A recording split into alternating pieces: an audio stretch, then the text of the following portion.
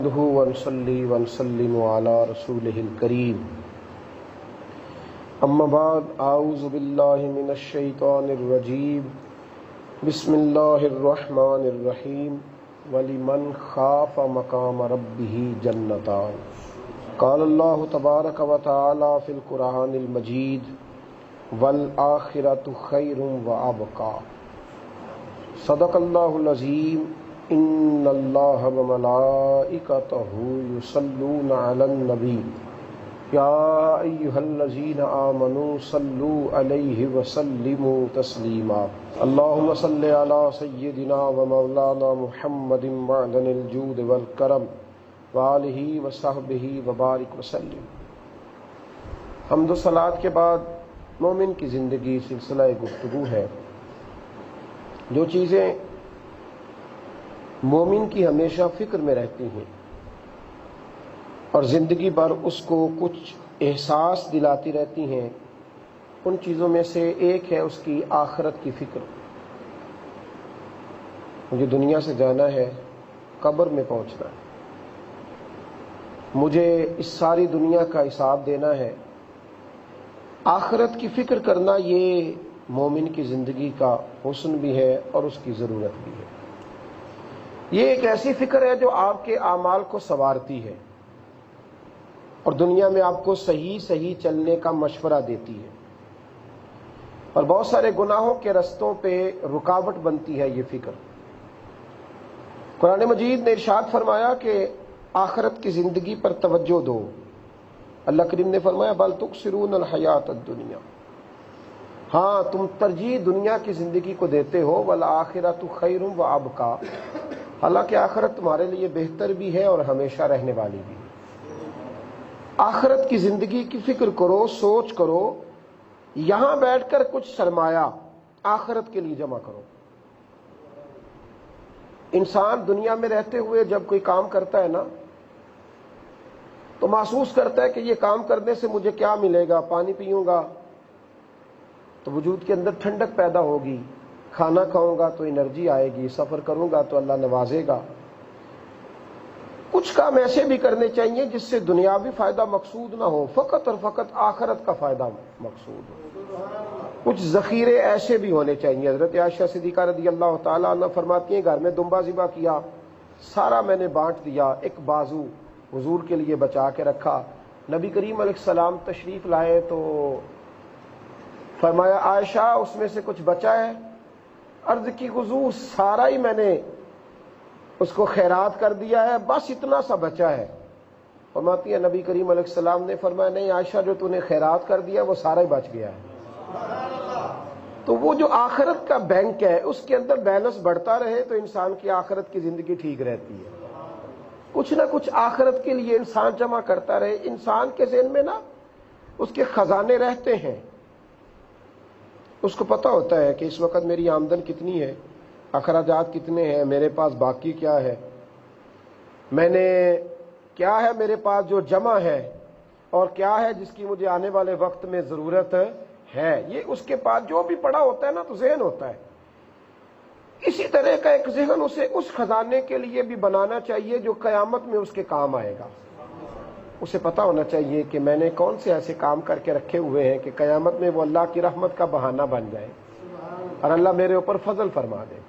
کچھ کام ضرور ایسے ہونے چاہیے اور وہ ساری نیکیاں وہ کرے، اچھے طریقے سے زندگی گزارے، پھر بھی اللہ کے سامنے کھڑے ہونے سے ڈرے، آخرت کی فکر کرے۔ قرآن پاک نے کہا وَلِمَنْ خَافَ مَقَامَ رَبِّهِ جَنَّتَانِ، جو رب کے سامنے کھڑے ہونے سے ڈرے گا اللہ اسے 2 جنتیں عطا فرمائے گا، 2 جنتیں دے گا جو اللہ کے سامنے کھڑے ہونے سے ڈرے گا۔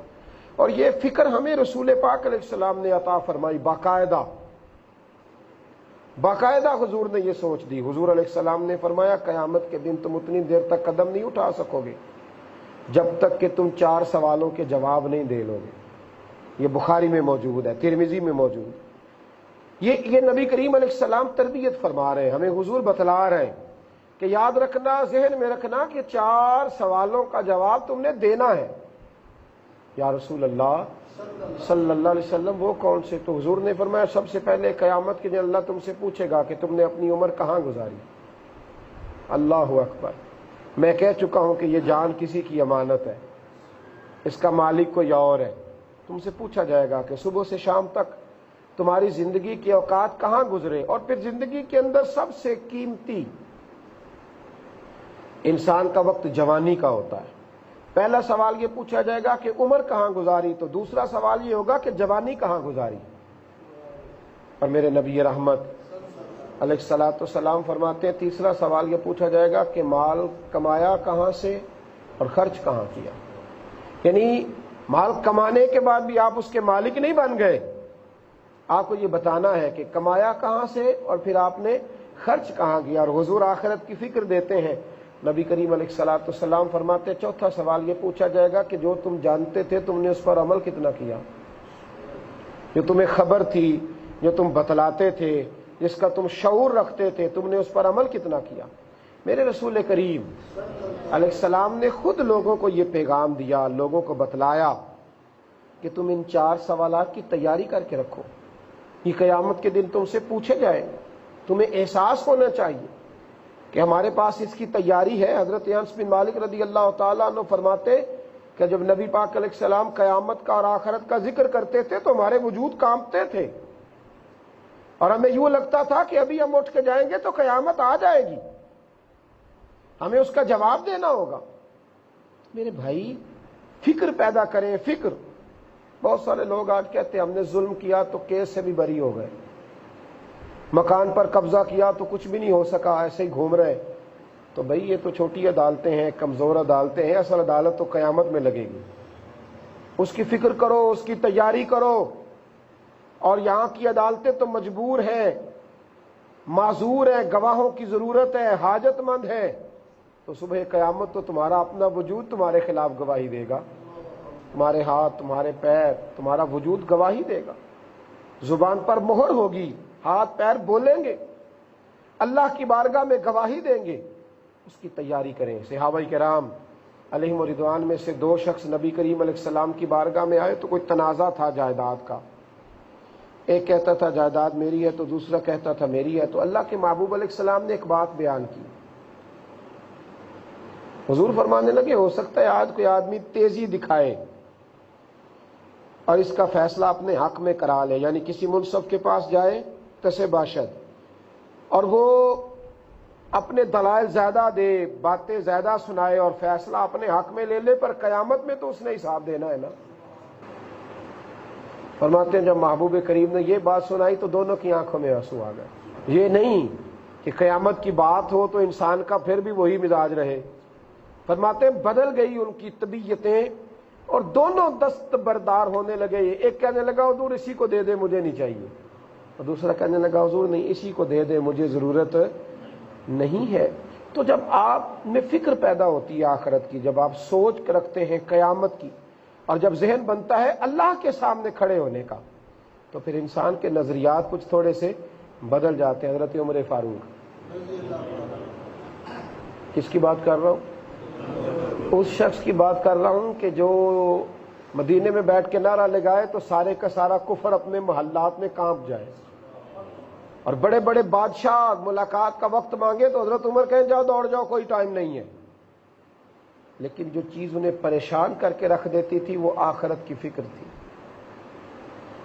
جس سے پوری طرح جناب عمر بکھر جاتے تھے، رو پڑتے تھے، اتنا روتے تھے کہ کئی صفوں تک آواز جاتی تھی۔ وہ قیامت کا خوف تھا۔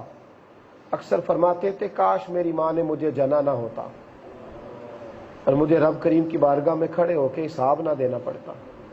کبھی فرماتے تھے میں یہ درخت ہوتا تو مجھے حساب کے لیے کھڑا تو نہ کیا جاتا۔ عمر فاروق رضی اللہ تعالی رات کو نہ گلیوں میں گھوما کرتے تھے۔ ایک دن رات کو چند گلیاں رہ گئیں تو اپنے خادم سے کہنے لگے صبح کی نماز کے بعد نا ان گلیوں کا بھی دورہ کریں گے، دیکھیں گے کوئی حاجت مند ضرورت مند تو نہیں۔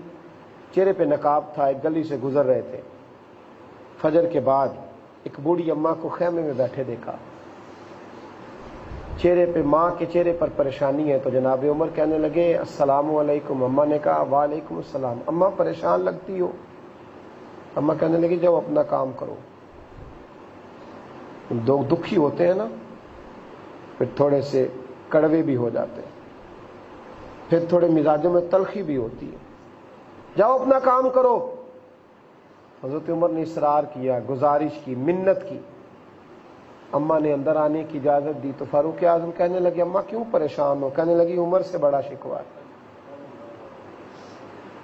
فرمایا کیا ہوا؟ کہنے لگی میں بوڑھی بھی ہوں، بیمار بھی ہوں، بیوہ بھی ہوں، کئی دن گزر گئے، عمر نے میری خبر نہیں لی، 25 دینار قرضہ چڑھ گیا ہے، قرضہ لے کے روٹی کھاتی ہوں، اور اب تو 3 دن بیت گئے میں نے کھانا بھی نہیں کھایا، تو عمر نے میری خبر نہیں لی۔ جناب عمر فاروق فرمانے لگے اماں عمر کو کیا پتا تو اس حال میں ہے؟ تو اماں کیا خوبصورت بات کرتی ہے، کہتی ہے عمر سے کہو اگر خبر نہیں رکھ سکتا تو حکومت چھوڑ دے، اس کے حوالے کرے، جو خبر رکھ سکتا ہے چھوڑ دے۔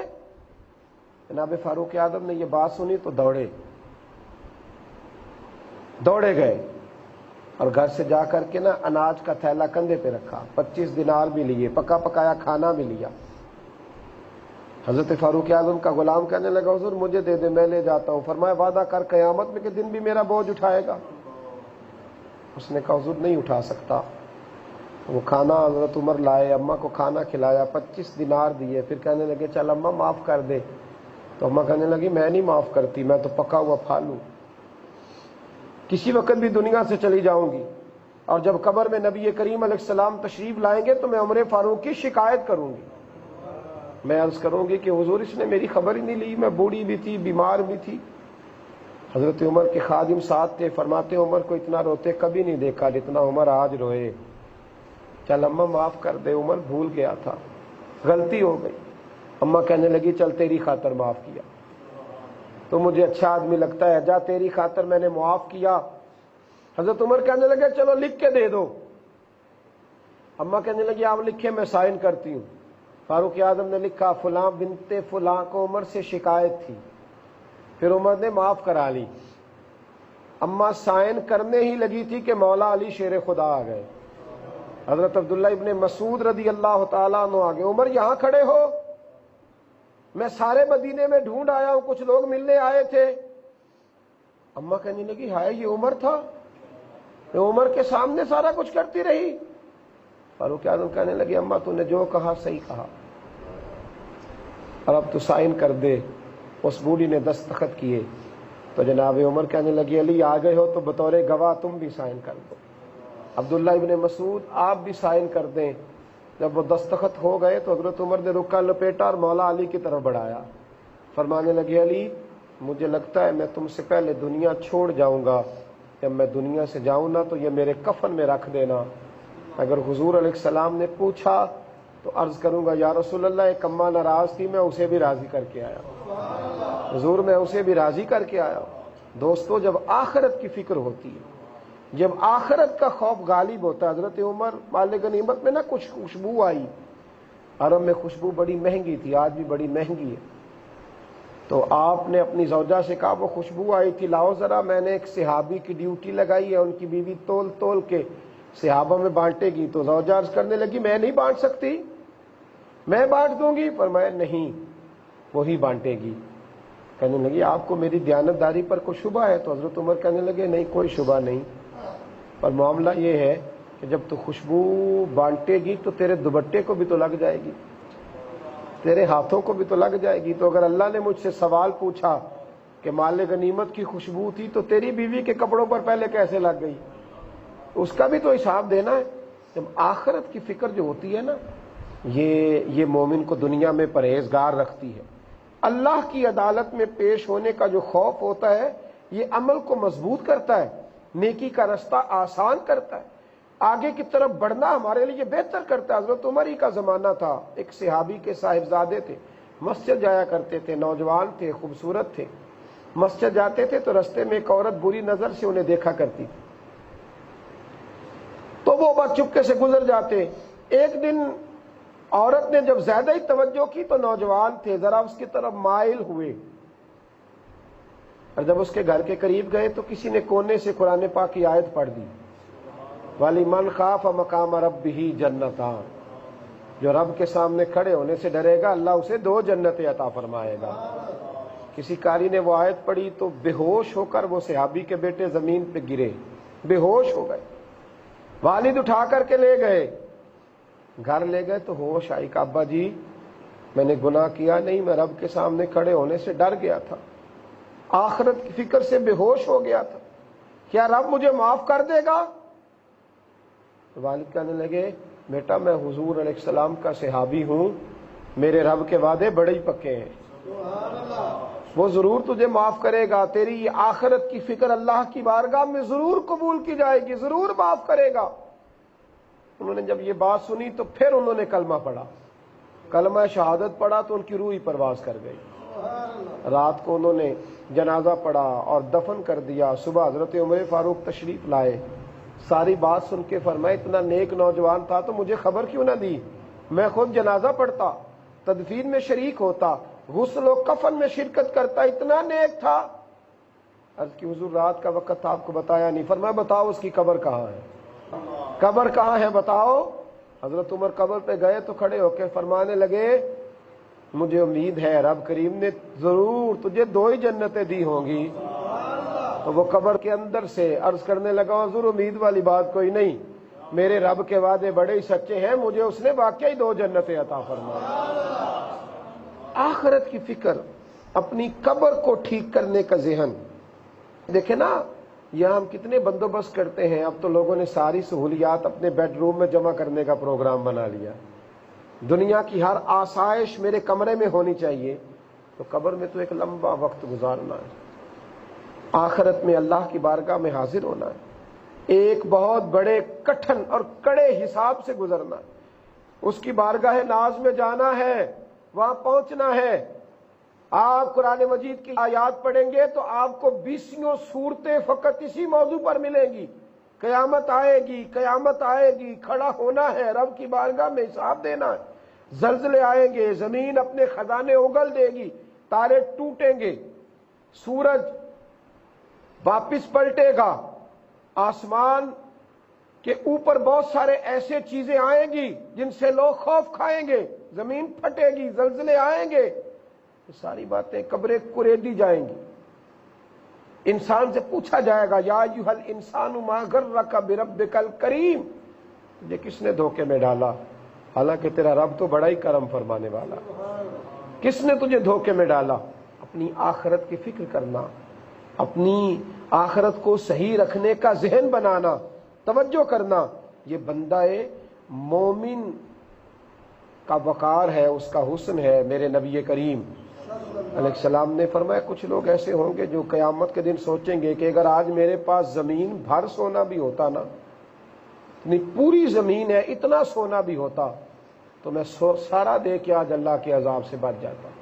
یہاں تک لوگوں کے ارادوں میں بات آئے گی کہ کاش زمین کے برابر سونا ہو اور میں دے دوں اور پھر میں اپنی جان بچا لوں۔